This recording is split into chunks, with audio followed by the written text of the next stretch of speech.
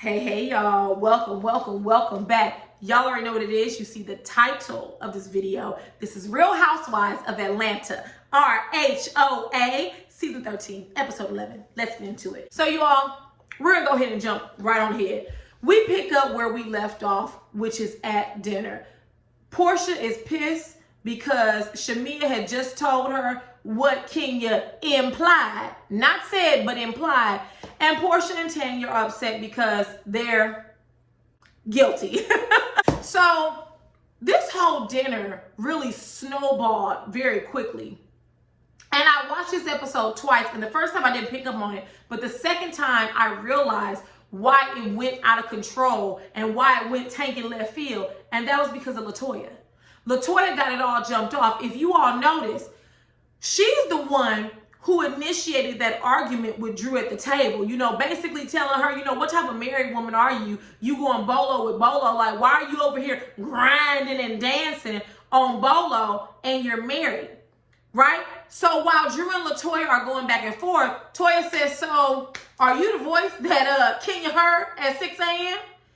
Kenya then looks at Toya and says, is that what we're saying?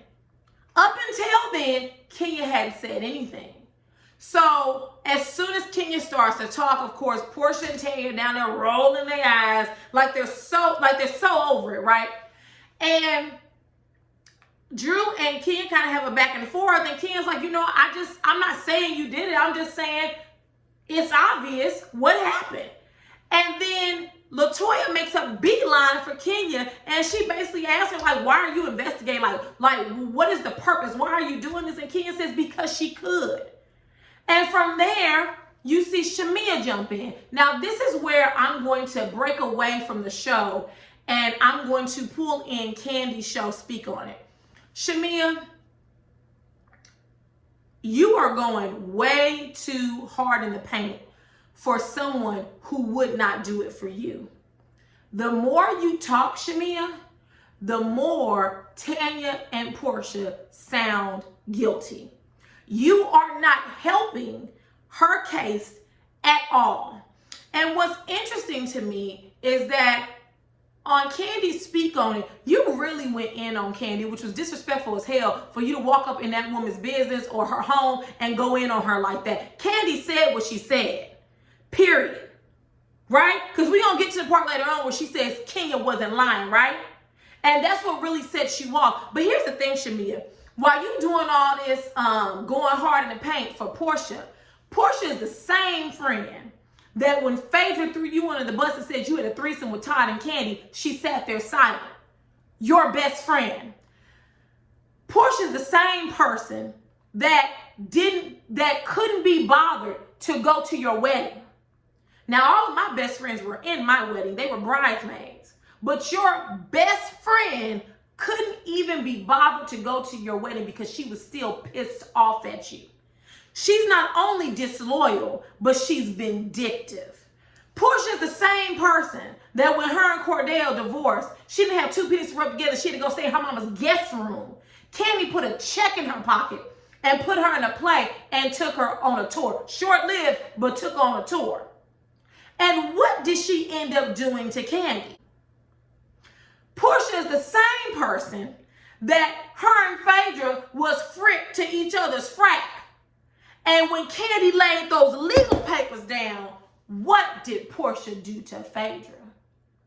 See, we're not going to start this making it seem like Porsha, is some good person. She's mean, she's evil, she's disloyal, she's vindictive, she loves to seek revenge. Like, how are these positive characteristics to have? And when it was time to have your back, Shamea, she didn't.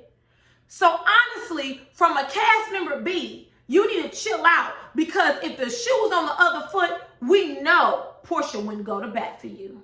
Moving on. After this dinner is spiraling out of control, Cynthia chimes in because Kenya has said she heard moaning and grunting. And Cynthia asked the table, well, was Kenya the only one who heard it? Once again, Kenya's not keeping this up. LaToya's asking questions. Cynthia's asking questions. Then Marlo chimes in and said, yeah, I heard it sound like a sex party. So all of these people heard something, witnessed something, and y'all really gonna stick this on Kenya. I told y'all in the last episode that if it wasn't Kenya, it would have been someone else. You think the producers are going to let that footage and audio just lie on the cutting room floor? No, God. I don't know what made you all think you could go to a cast house and not get caught while you were involved in salacious behavior. Sucks for you, Tanya and Porsha. So then Kenya starts saying that she heard heavy pants, which, Kenya, you know you didn't hear no damn pants. You know you was putting 10 on 2. She said she heard pants, and Tanya couldn't take it anymore. And you hear Porsha trying to talk Tanya off the ledge. She said, you don't have to explain nothing to her. Don't explain yourself. Ignore her. I'm ignoring her. Ignore her. Because she knows Tanya is about to spill the beans. So Tanya goes, you're not sure what you heard, Kenya, because your husband living in New York and you ain't had none in a while, right? And Tanya says, you know what? I feel the need to dispel these rumors. I slept in Porsha's room all night. Tanya! Girl, why would you admit that? Why would you put yourself at the scene of the crime, girl? You don't know how to zip it? And you could see everyone's faces around the table, and all of them were just like, eek, why would you admit that? And I don't know if you guys missed it, but you can hear Kenya in the moment say, Like, Tanya, girl, you a damn fool. And it's funny because Porsha was literally trying to prevent her from revealing any information. Because I told y'all in the last video, Porsha ain't new to this. She true to this. It's Tanya that doesn't know how to handle this. Only Tanya would say, I was in Porsha's room all night. You sure were, Tanya. You sure were. Shortly after that, Marlo basically says, what's the big deal? Like, if y'all did something with a stripper, we all grown, you did something, there shouldn't be any big deal. Porsha's response was really over the top. And how she responded, she said, wow, is that what we saying? Is that what we doing? And Marlo was like, what? If you grown, who cares? You're grown. And let me tell you something. Don't ever commit a crime with Porsha and Tanya. If guilty were a face, it would literally be Tanya and Porsha. Like, they didn't do themselves any favors this episode. And so Porsha had enough, and she got up and left. And if that doesn't say guilt, then what does? And I'm going to close with what Cynthia said, which is Porsha just needs to own it. Like, if you call yourself real, your name is Porsha Faux Real and all this, then why don't you just stand in your truth? And then in Porsha's one-on-one, she said she felt like Kenya was trying to shame her. Well, she can't shame you, Porsha, if you didn't do anything. Once again, the more Porsha and Tanya talk and that damn Shamia, the more they tell the truth. There can't be any shaming if you didn't do anything. And also, Toya, when Porsha got off from the table to leave, you said to Kenya, see what you did, Kenya? You ruined it. Girl, if I was Kenya, you would have a one-way ticket on a Greyhound back to Atlanta. Because how you was talking to her is if you didn't get the champagne treatment by riding on a private plane. Honey, if you would talk to me like that, I would have put you on ice too, because you real disrespectful for cast member B. We're going to go ahead and move on to the next scene. We get to the next scene, and we have 3 sets of couples recapping the bachelorette party. So we have Cynthia and Mike, we have Drew and Ralph, and then we have Kandi and Don Juan. So we're going to start with the easiest. So Cynthia sits down with Mike, and she basically tells him about Bolo and about how, they need to verify if the rumors were true, and they did. And I actually liked how Mike took it. He made it one big joke. He was making fun of it. But notice that Cynthia sat on camera and said that someone allegedly had sex with him, and then proceeded to tell Mike that Bolo left at 7 a.m. Once again, y'all pitting this all on Kenya, when Kandi could have denied it. Cynthia could have left it off camera. So y'all gonna keep blaming Ken for this? I guess you didn't know what the other ladies were saying when they weren't in front of you filming, right, Porsha and Tanya? Even Mike tells you, his facial expression tells you what most people thought. Like, a stripper came around 10:30, 11, and then they didn't leave until 7. Tells you everything you need to know. We get to Drew and Ralph. And I was going to say it earlier, but I'm going to save it for here. Drew keeps bringing up that the reason why she was Miss Lickety Split at the bachelorette party is because Ralph went out to Tampa for 3 days. At the time, she didn't know where he was. He didn't call. He didn't text. He didn't send no smoke signals. He didn't do anything.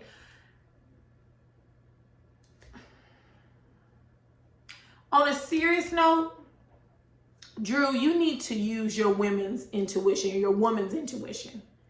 If anybody goes missing for 3 days, they don't call you, they don't text you, they don't return your phone call or text, that should tell you what Ralph did. The writing is on the wall. It is very petty and immature for you to tell him about this bachelorette party, which, girl, you gave way too much detail, but I get it. He was going to see it on camera anyway. For you to tell him about this bachelorette party, and when he showed disdain, your rebuttal was, well, you went missing in Tampa. True. But that is no way to sustain a marriage, because now it's going to be tit for tat. You went to Tampa, so I was lickety split. All right, you're lickety split, so I did B. Oh, you did B, then I did Z. It's going to be like that their entire time, because their relationship seems based on immaturity. It's real childish. Even him closing on a home while she was out of town, they just move real weird. And you could see Ralph was about to blow his top. I don't see this ending well for you, Drew. You keep telling Kenya in your confessionals that she needs to learn what a successful marriage looks like and she need to come and get some notes from you. Honey, don't nobody want the type of marriage you have. This tit for tat, and you did this, I'm gonna do this, like, that's not healthy. I'm not sure why you're even with Ralph. Like, what does he add to your life? Is it just that you can have a beautiful home and beautiful cars? Because we know you ain't bringing in the bacon. What is it that you see in him? Because he seems to be very condescending. He seems to be very sneaky. I mean, the fact that he went missing for 3 days, hell, that's enough for me. And the only way you could get back was by dancing and grinding on a stripper. Like, don't nobody got time for this tit for tat. This is real unhealthy. If y'all want to see an unhealthy relationship, I mean, besides Kenya and Mark, it's also Drew and Ralph. Moving on. So we get to Kandi and Don Juan. And I found this segment really interesting, because for a woman who says what happens in the dungeon stays in the dungeon and that this is a judgment-free zone, you sure was spilling the tea and judging the hell out of Porsha and Tanya, weren't you, Miss Kandi? So Kandi sits down with Don Juan. She basically tells him about the bachelorette trip. In her words, Kandi says that Porsha looked like she was in heat. Her words, not mine. She then went on to say that all kind of wilding out stuff happened. Do tell, Kandi. Do tell. Then in Kandi's one-on-one, she pleaded the fifth as to whether she heard moaning and groaning. You all, I've said it a million times. I'm going to say it again. We're not going to sit here and stick this on Kenya when Kandi could have said, y'all, I didn't hear anything. I went to my room and I went to bed. I was knocked out. That's all she had to say. The more she sits there and fiddles with her finger and I plead the fifth, what are you pleading the fifth about if nothing happened? Am I going crazy here? Am I at the Twilight Zone? She then tells Don Juan that Kenya wasn't lying about the moaning and groaning. So then Don Juan says that Bolo was actually supposed to leave the house at 2 a.m. and that he didn't know that anything had went wrong until the next morning, because the driver, I guess, tells them that Bolo didn't come out the house until 7 a.m. Once again, if Ken didn't carry the story through, somebody was. I don't know why we sitting here making it seem like this is all Kenya's fault when you got Don Juan spilling tea, you have Kandi spilling tea, you have Cynthia spilling tea, and you have Marlo spilling tea. But we gonna blame Kenya. Moving on. We get to Kenya's photo shoot. And Toya comes to the photo shoot. She brings cake, a damn good looking cake, might I say. And we learned that Kenya has not been talking to LaToya. She's basically placed her on ice because she felt LaToya attacked her at the dinner, which LaToya did do. LaToya absolutely 100% attacked Kenya out of nowhere. And if you all are as close of friends as you all say you are, then you could have waited after the dinner and poured Kenya to the side, but you did not. So LaToya, you absolutely did 100% attack Kenya out of nowhere. She explains this to Toya. And Toya basically says that she felt like Kenya, she was airing out these women who are married, engaged, or in relationships. Once again, it is not Kenya's duty to protect anyone else's relationships. These same women knew they were married, engaged, or in a relationship before they decided to participate in deleterious behavior. How is that Kenya's problem? This is also a reality TV show. Everyone keeps talking like this is some private party. This was not a private party. Everyone, with the exception of Drew, Toya, and Fallon, because those three are new to this, y'all should know that when you enter a house that you are staying on for the show, that it is going to be mic'd and it will have full audio. I'm not sure why they didn't understand that. And you can't convince me that they didn't know the audio was on, that they were recording, that there was mics all over the house. You can't convince me they didn't know that. You're telling me they had enough wherewithal to cover the cameras, but no one thought about the mics? So it's not Kenya's fault that these women who are in supposed relationships decide to cheat on their partners or significant others or whatever it is. That's their fault. The only people that are to blame for their behavior are themselves, not Kenya. Kenya basically explains that she felt she was disloyal. She says she has a crush on LaToya, which you all, that's just a storyline. Kenya ain't got a crush on her. Kenya too tied up with that dumbass Mark. So Toya apologizes, which she should. Kenya and Toya's relationship seems very awkward to me. How long has Kenya known Toya? Because it doesn't seem to be an authentic, like, budding friendship. They seem like co-workers, but neither here nor there. Kenya basically asked Toya, did she have a threesome with Porsha and Tanya? And of course, LaToya denies it. She was like, no.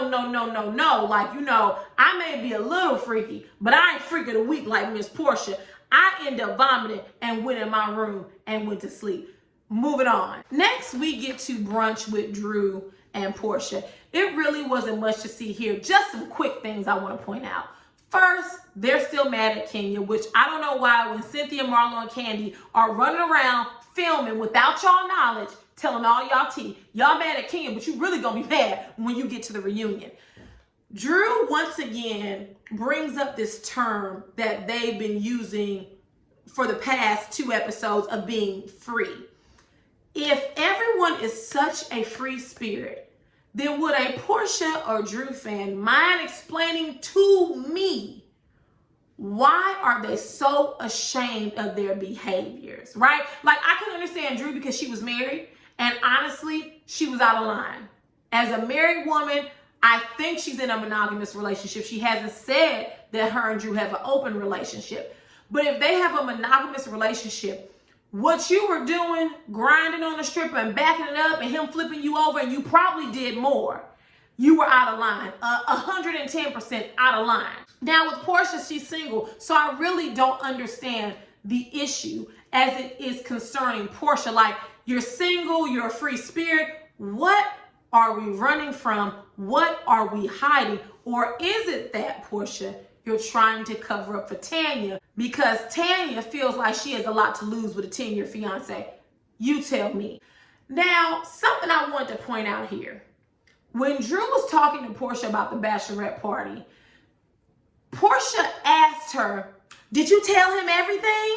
And I thought, oh, Porsha, is this the same woman that don't like to be judged and don't want to be made to feel ashamed? You gonna ask that girl on camera, did she tell her husband everything? And when Drew said yes, she goes, even that he was touching us? See, Porsha? Didn't I tell you? Didn't I tell you? Disloyal. She is loyal to no one. If Drew didn't tell him that the stripper was touching on them, you sure in the hell did, with a camera sitting right in front of your face. I don't want to hear you complain about Kenya no damn more. Moving on. You all, we get to the last scene with Kenya and her attorney, and y'all, Kenya, like, I really want women, and more specifically Black women, to do better. Mark, I'm not a psychologist, I'm not a psychiatrist, I'm not a therapist, so I am unable and I am not skilled to diagnose Mark with any type of mental health or personality disorder. But what I will say is that from the naked eye, he's a narcissist, he lies, he manipulates. I mean, nothing about him screams marriage partner or marriage material. So Kenya was going to, from what I understand, they are putting in place a custody agreement, and her attorney was going to have him served. So she reaches out to Mark, and he basically wins her over by sending her songs and saying that his whole entire playlist is about her. And Kenya, you fell hook, line, and sinker. Now keep in mind, the entire time the attorney, he's cracking up because he knows what Mark has did on the other end. I don't understand what Kenya sees in Mark. Like, it's almost like she sees a glimmer of hope someplace. But honey, the stuff that Mark is pulling, that's what the young boys pull on their gals. Like, y'all way too old for that, and you too old to be falling for that, Kenya. Like, I don't know what you're holding on to, because it is very clear, just like the writing is on the wall with Ralph and Drew, the writing is on the wall here. Mark does not want you. He wants to control you. He wants to manipulate you. He wants to purposely upset you. He wants to ruffle your feathers. He likes to see you disheveled. And we saw that last season. He loves to see you upset and disheveled and out of character. He gets a kick out of it. I don't give a damn if that man sent me all of my favorite love songs. I would damn near almost put him on block because he's playing around with you, Kenya. I just really want you and Drew to do better.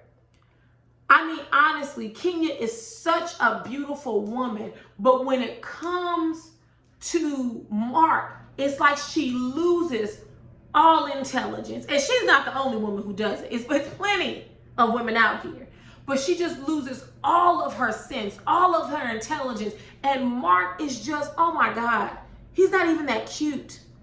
And so then the attorney was like, hey, so while he was sending you love songs and saying he wants to, rekindle your relationship, he filed for divorce in New York, and he also wanted alimony. And once again, Kenya is left embarrassed. She's in disbelief. And she even pointed out how, well, one, he can't file in New York because, I mean, Civ Pro 101, he doesn't live there. He has to file in Georgia, right? But also in the papers, he's not even fighting for custody for their child. He just basically says, let the courts decide. And so now he's going to cost Kenya more money because now she has to pay her attorney, who then has to file again and do this and blah, blah, blah. It's too much. This man is literally putting you through hell for whatever his sick, demented reason is. Let me tell you something, Kenya. It might be, you might need to ask Mark what his price is and give it to him. It may cost you a little more, but in the end, you might have a little bit more peace of mind, because that man is here but to do nothing but to wreak havoc on your life. And like you said, he doesn't even care that anything he does to hurt you is basically hurting you all's child. I want you to quit holding out hope, because he's not going to change, Kenya. This is who he is. I don't think we've ever seen Mark in a good light when he appeared on Real Housewives. He literally showed his natural born tail last year, or was it the year before that, the season before that?